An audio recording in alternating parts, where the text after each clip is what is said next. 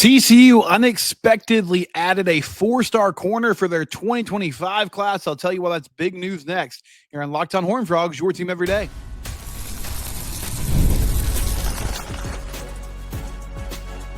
You are Locked On Horned Frogs, your daily podcast on the TCU Horned Frogs. Part of the Locked On Podcast Network, your team every day.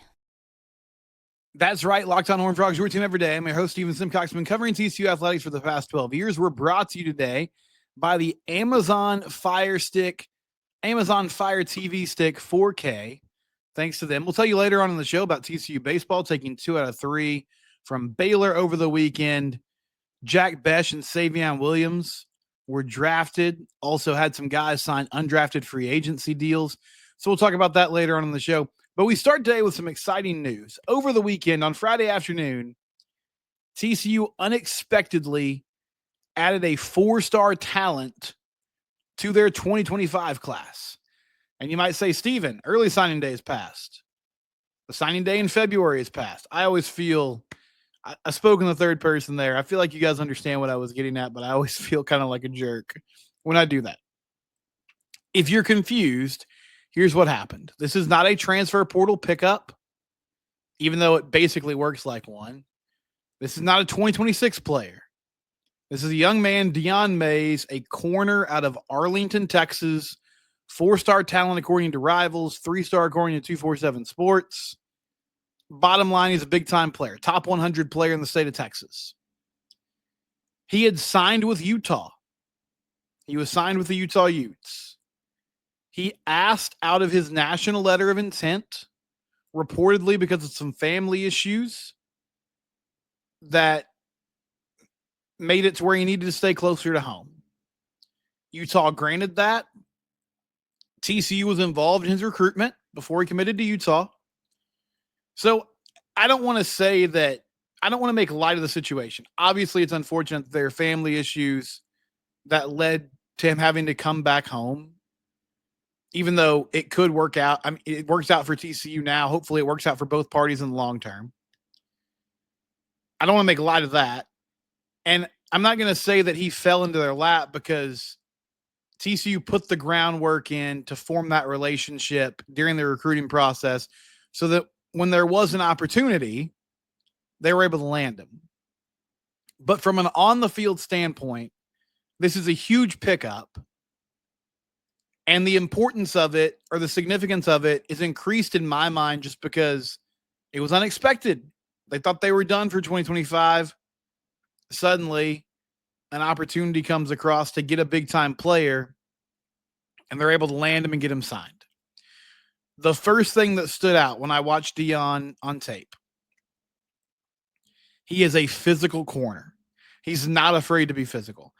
And I don't just mean in run support, even though there are clips that show him coming up and making sure tackles behind the line of scrimmage or near the line of scrimmage, fighting off blocks, taking down running backs, making touchdown saving tackles, doing those things that you want to see in those scenarios. But more importantly, he's not afraid to play press coverage. There are multiple instances where he is right up in a wide receiver's face in their personal space, and he is jamming them to the line of scrimmage, flipping his hips, and running step for step with them. Had a couple interceptions last year, showed some good ball skills, is able to get pass breakups. He's a burner. He is a track athlete at Arlington High. Ran some super fast times. Ran a 10-2 in the 100 this spring. So this is a guy that can fly. He's got those athletic traits that you want. He's 6'1", and he's going to be ready to play pretty quickly. Now, when we talk about playing time, I don't think he's going to make a huge impact this upcoming season for a couple of reasons. One being he's sort of facing an uphill battle, missing spring practice, and coming in a little behind of early enrollees. But also, this is a team that's pretty deep at corner right now. The good news is this is now a couple of very talented corners in this 2025 class. Micah Strickland from Brownsboro, Cam Jamerson, Gil Jackson. You add a fourth guy now who's got that type of build and makeup as well. All four of those guys, they have opportunities right now. I don't want to totally discount what they could do in the present. But when we talk about the future, this is a very veteran-heavy corner room right now. Avery Helm, Elijah Jackson, Channing Canada, all three of those guys will be gone at the end of this year. You also have Javon McIver coming back, Vernon Glover coming back from injury. And while you hope that if these young guys play, it's because they just broke through and forced the coaching staff to get them involved, that pressure is not there at this moment. For Deon Mays or Micah Strickland, Gil Jackson, Cam Jamerson, they can take this year to develop. They don't have to. I mean, they can force their way into the depth chart. But they can take this year to develop, to figure out what's going on. College football is becoming more and more like a professional sport. It's basically the minor leagues for the NFL. These young corners have veterans they can look up to in that corner room that are going to be able to show them how to approach preparation during the week, how to approach film study, how to approach practice, how to be a big-time college athlete. That is hugely beneficial. I remember last offseason, Andy Avalos, in one of his, it wasn't his introductory press conference, but it was one of the first times he spoke with the media. They were asking him about transfers, and he brought up Devin Deal and Cooper McDonald. And it was a light bulb moment for me in, man, this sport has changed so much in the last few years. Because with both of those guys, he was talking about them like they were free agents in the NFL. And the point that he was making was these dudes understand what they need to do, and they came in prepared. They came in, they knew the playbook. They were able to integrate within the culture really quickly. They knew what they needed to do. They knew the work they needed to put in on a daily basis to be successful. They had all of that figured out. So for these young, talented corners, they have the ability to get a glimpse of that with some really good players in front of them and not have the pressure of, I have to produce right now, but still have those opportunities if they present themselves. And you don't want to have injuries, obviously, but you are coming off a season where you had two major players at corner with ACL injuries. You never know what's going to happen, so you need to be ready. But this is a really good pickup. I am always on board. If Kyle Whittingham likes a defensive player, that's a green flag. That's good news. And they scouted Deon Mays. They recruited him hard. They were able to pluck him out of the state of Texas. He ends up making his way back to TCU because of some family circumstances. And now he'll get a chance to play closer to home. Long, physical, fast. Andy Avalos wants to play man coverage on the outside. He needs corners that can hold their own on an island in one-on-one situations. Because if he's going to bring all these blitzes from different angles, if he's going to set up his pass rushers with the ability to go win one-on-one matchups, that starts with the secondary being able to hold up their end of the bargain and do their job well. So you need players that can lock in and cover on the outside on their own. Deon Mays shows that ability. He shows the ability to go up and catch the football and get an interception. to be physical at the line of scrimmage, both with receivers and, hey, okay, I got a read here. I'm going to come up and make a play. He also did a nice job fighting his way. There's so many bubble screens now. It's becoming more and more imperative for these corners and safeties to run through people and get off blocks at the point of attack. Whether it's one or two receivers that are set up there to block, how do you cut through that mess to get to the ball carrier and create 2nd and 12? Because all that stuff is just easy. Like, hey, let's try to get an easy 4 or 5 yards here, so we can be in 2nd and 5 or 2nd and 6 instead of 2nd and 10 or behind that. So if you can eliminate those plays, that's a huge part of a lot of these offenses now. It's a big part of what TCU did. They got really creative in those throws behind the line of scrimmage last year because of their lack of run game. And thankfully, they had receivers who were bought into blocking, but were also just good at getting yardage. Like Savion Williams was a tough dude to bring down. Jack Bech was a tough dude to bring down. They could get positive yards even when there wasn't much there. Deon Mays, corner from Arlington, again, a 4-star talent according to Rivals, 3-star according to 247. But this is a big-time, unexpected boost to the 2025 class. It's not going to affect the rankings, but at this point, who cares?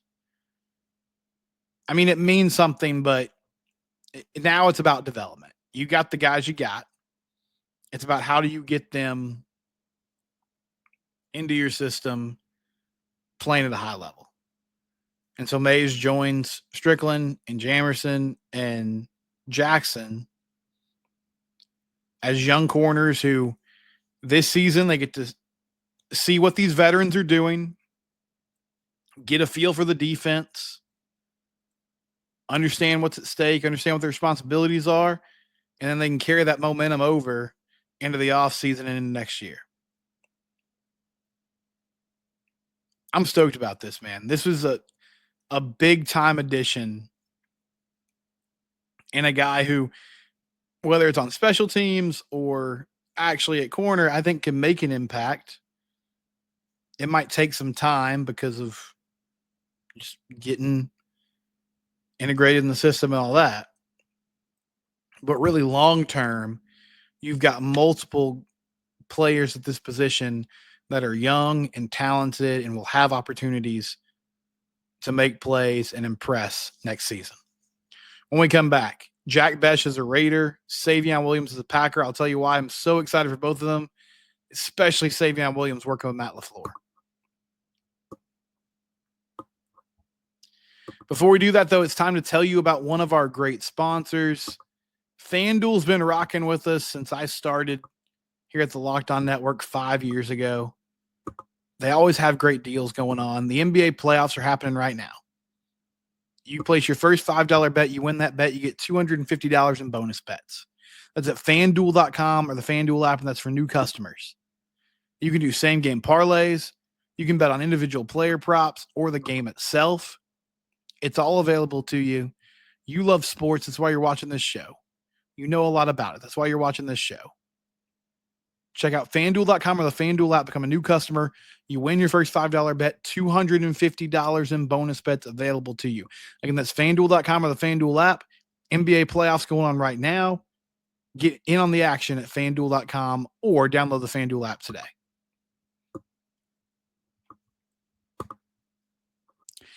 Two TCU Horned Frogs drafted over the weekend. It was the two guys we expected. Jack Bech, pick number 58 to the Las Vegas Raiders. Savion Williams in the 3rd round, heading to the Green Bay Packers. Great moment for both of them. For Jack Bech, very emotional. Obviously emotional because it's a lifelong dream for one reason, but also the loss of his older brother Tiger just a few months ago, and all the emotions that have come with that. He and his family have handled that situation so graciously. But Jack rose up draft boards at an alarming rate because of what he did at the Senior Bowl, what he was able to do at the Combine. He's just blown people away with the person that he is. And so it was great to see it come full circle. He's going to get to play under Pete Carroll. So both Savion and Jack getting to play with great coaches. Pete has an outstanding track record, obviously. Raiders figuring things out in rebuilding mode again, but there will be opportunities here. And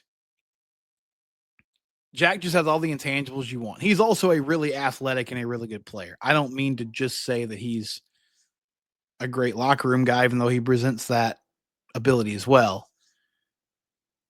I believe he's going to be successful. I don't know exactly what it's going to look like and how quickly he'll get integrated in that offense. But on the NFL Network coverage, they were talking about how competitive he is. And I hadn't really thought about that as much as I should. But he's just one of those guys. He's going to win 50-50 balls. He's going to make plays because that's who he is. He's a winner. That's what he does. And he also is a great athlete and has those skills, but he's just a dude that finds a way to win. So congratulations to him. Super excited for where he's going to end up. Savion Williams ends up with the Green Bay Packers in the 3rd round. Congratulations to him as well. Outstanding player, outstanding dude. So happy that TCU was able to unlock his abilities and show just how explosive and great he could be in the second half of last season by lining him up with those direct snaps, lining him up in the backfield, getting him involved in different ways. I was reading some coverage of people that cover the Packers, and the Packers GM was asked about it. You know, is he a wide receiver? How do you see Matt LaFleur using him? Because one thing they talked about was Ty Montgomery a few years ago, right? Like Ty Montgomery was a wide receiver, and then they had all these injuries at running back, and he became their dude. And they made it clear they think Savion is a wide receiver. That's where he's going to be. At the same time, though, they're going to use him in creative ways. And what a perfect situation. I mean, Matt LaFleur is an innovative, relentless offensive mind. He's not afraid to try things. He gets to work with a versatile playmaker. That's just a great match. Stoked for Savion and what he's going to do as a Green Bay Packer. I'm a Cowboys fan, so it's kind of hard to see it. And I was looking at the YouTube comments yesterday, and Frog fan, who is apparently a Lions fan, says it physically hurts him to see Savion as a Packer. I am excited for Savion and that he's going to be a Green Bay Packer because of just the ability that Matt LaFleur has to get things done and make things happen.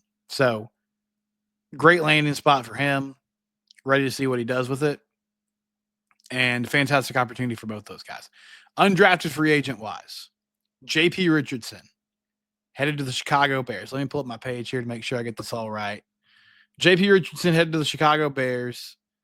Lamarian James getting an opportunity as an undrafted free agent with the Cleveland Browns. Abe Kamara to the Carolina Panthers.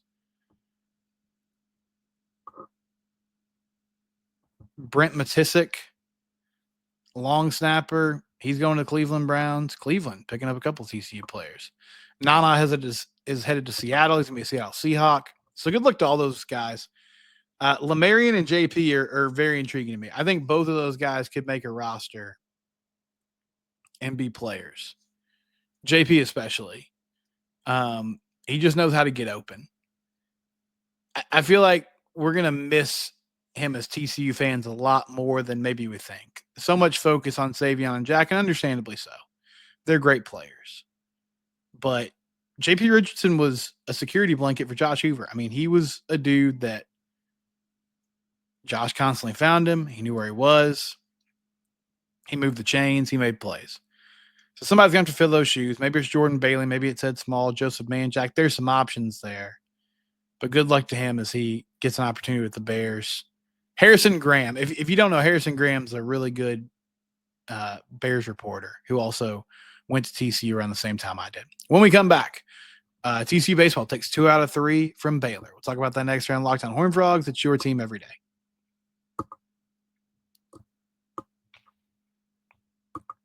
Another one of our great sponsors, Gametime. If you need tickets, check out the Gametime app today. Download it. Use promo code LOCKEDONCollege for $20 off your first purchase. Again, that's LOCKEDONCollege for $20 off your first purchase. There's nothing like the NBA playoffs. The atmosphere, every bucket, defensive stop, every moment feels huge. It's electric in the arena. And when the Gametime, you can be a part of it without the stress of last-minute ticket hunting. Gametime makes it fast and easy to get playoff tickets, even when demand is sky high. Prices on the app actually go down as tip-off is closer, and their last-minute deals can save you 60%. They have last-minute deals. They have all-in pricing, so they show you exactly what you're going to pay when you go to checkout. There's no surprises there, which is a great policy. Take the guesswork out of buying tickets at the Gametime. Download the Gametime app, create an account, use code LOCKEDONCollege for $20 off your first purchase. Terms apply. Again, create an account and redeem code LOCKEDONCollege for $20 off. Download Gametime today. Last minute tickets, lowest prices, guaranteed.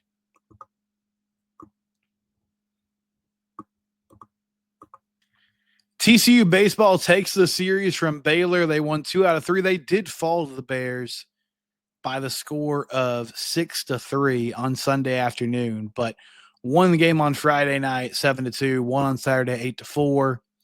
Tommy Lepore was outstanding again on Friday, just nails. Cademan Parker threw really well on Saturday and, gave TCU a chance to pull away with that game, and they finally did. On Sunday, Trevor Baumler got the start. He did an okay job, ended up giving up 4 runs. The big story aside from the loss, Sawyer Strohsnyder was chasing a ball in right field and tries to go full extension, drops the ball, runs face first into the fence. Had to leave the game. Kirk Sarlou said after the game he was getting oral surgery done because he likely lost a tooth running into the chain link fence. I mean, he was going full speed. There was no stopping. Well, 2 runs scored on that play to make it 4-1. TCU would end up pulling within 1, 4-3, but then Baylor tacked on a couple of insurance runs to put that game out of reach on Sunday. Overall, though, a series win, and I thought they played really clean baseball Friday and Saturday. Things kind of got away from them Sunday. I want to talk long-term for a second. The things that concern me about this team right now. Lineup is inconsistent. They just don't consistently put out a ton of runs. And honestly, the pitching, given the injuries, has been pretty remarkable this year. Lineup struggling. The other issue is just lack of depth with starting pitching. And it's understandable. Ben Abelt out for the year. They haven't figured out Sundays. Now, I will say, I said this before the Baylor series. I think they needed to pick somebody for that Sunday opportunity and give it to him and let him run with it. And so I hope Trevor Baumler gets those Sunday starts for the rest of the season. Now, listen, if he ends up just getting shelled every time he goes out there, go ahead and make a move. But I feel like the most beneficial thing for TCU at this point, they need to get established roles for this pitching staff. Because when you roll into a regional, you have to have 4 to 5 arms you can trust in a starter situation. Now, I think in TCU's case, it would be great if they could just get to that number to 3, right? If you had a full weekend rotation, which they've been chasing that all year long. I hope Baumler keeps getting opportunities, though, just so he can get more comfortable there. Because you're going to have to call on him for innings in the regional and, figure that out now while you still have time, right? So that's a big part of this to me. But, hey, good series victory. Good to see the Frogs get it done. Took care of their business. West Virginia is just on fire. They swept UCF this weekend. So the Big 12 title hopes don't seem likely right now. But just keep chipping away and do what you can do. They play UTA on Tuesday, and the next weekend they get Arizona on the road, which is probably the biggest series of the year left. So we'll see how they bounce back into the Mavs on Tuesday. I use bounce back loosely. They won the weekend. It just always kind of leaves a bad taste in your mouth when you lose on Sunday. We'll be back tomorrow. It's Locked On Horned Frogs, your team every day. We're free and available wherever each podcast.